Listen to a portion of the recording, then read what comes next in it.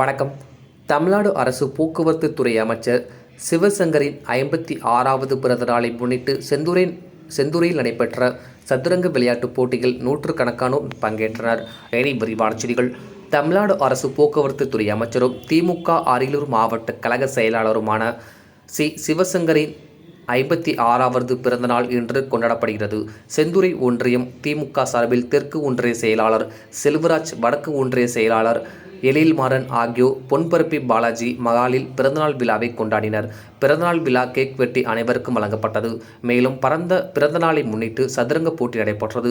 9 வயதுக்கு உட்பட்டவர்கள், 12 வயதுக்கு உட்பட்டவர்கள், 15 வயதுக்கு உட்பட்டவர்கள், திறந்த வகை என 4 வகையாக நடத்தப்பட்ட போட்டியில் நூற்றுக்கணக்கான மாணவ மாணவிகள் மற்றும் இளைஞர்கள் பங்கேற்று தங்களது திறமைகளை வெளிப்படுத்தினர்.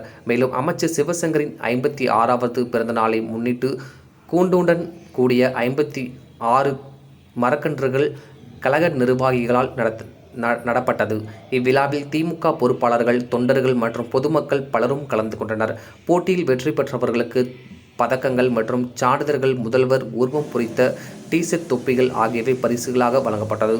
டிஎன் செய்திகளுக்காக அரியலூர் மாவட்ட செய்தியில் எஸ்பி ரவிச்சந்திரன்.